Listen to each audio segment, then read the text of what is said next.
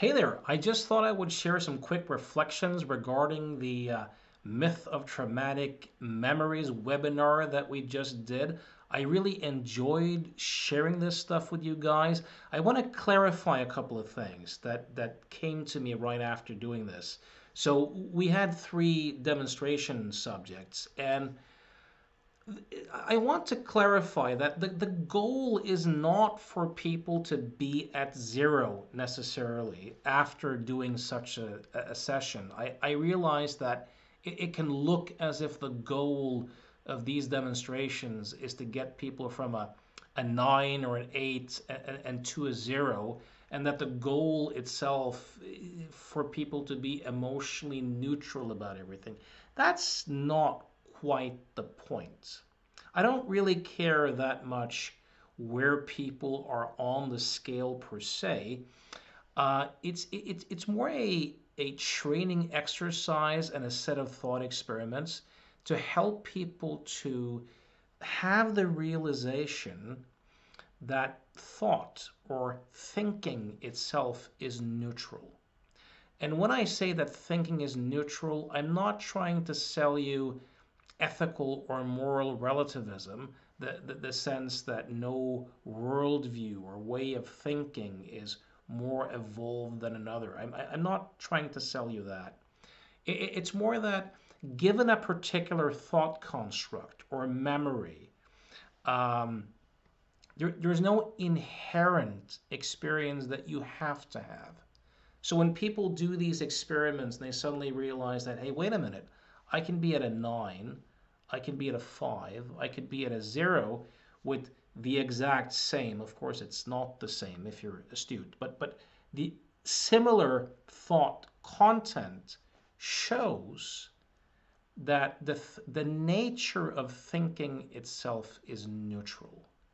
That means that you don't have to work on your thoughts or reframe your thoughts or get rid of your thoughts or replace them with more positive thoughts. You don't have to do any of those things to have a markedly different internal experience. This isn't about changing what you think. It's not about changing so much how you think. It's about changing your relationship to thinking and discovering the illusory nature of thinking and seeing how it's fundamentally neutral. And there's a lot of value when you work with a client in helping people have these realizations. Now, when I see clients, I make it very clear that my only domain is experience.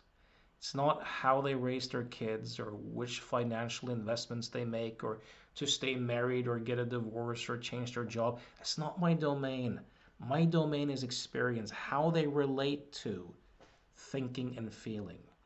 So this is about thought experiments to help people have epiphanies or insights into the illusory nature of thinking and memory and feeling, right?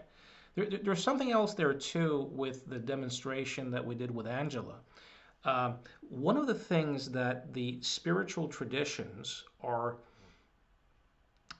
if you look at people like Eckhart Tolle or Rupert Spira or Byron Katie or these sorts of characters, a lot of what they're pointing towards is differentiating between being and thinking.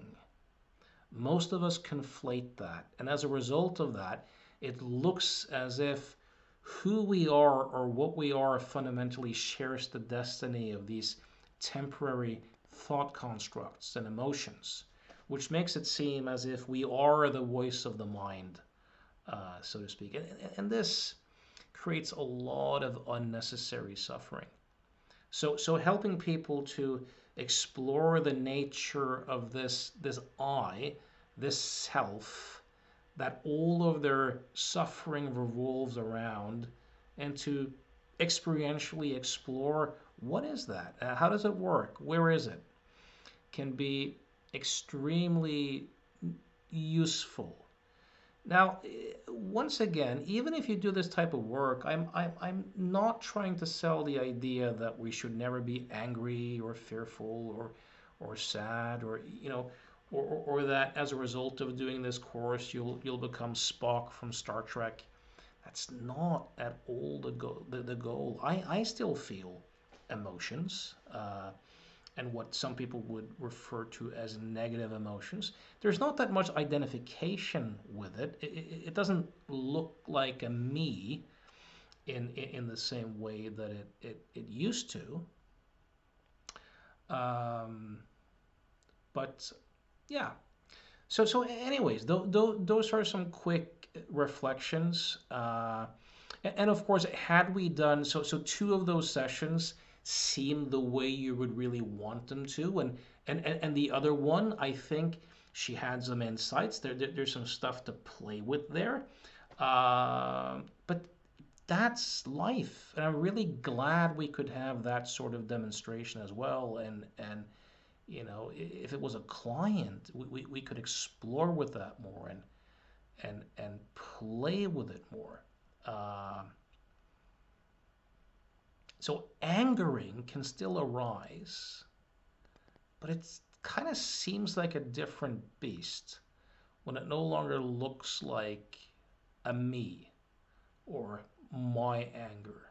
There's something very valuable to and to explore there. And remember this, when we talk about time as a construct and the self as a construct, these are useful constructs to function in the world as a human being with other human beings, being able to have an identity and a sense of self and to construct a past and a future.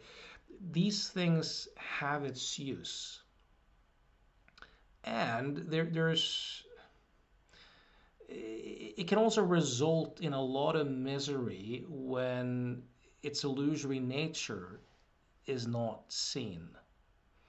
So seeing its illusory nature does not equal that you won't have the capacity to construct these things as useful tools as appropriate in the world. So okay, I'll leave you with that. Once again, I loved sharing it with you guys, and I hope to see you at the psychological illusion model training in February. We're going to go into this stuff in depth and explore. Really hope to see you there.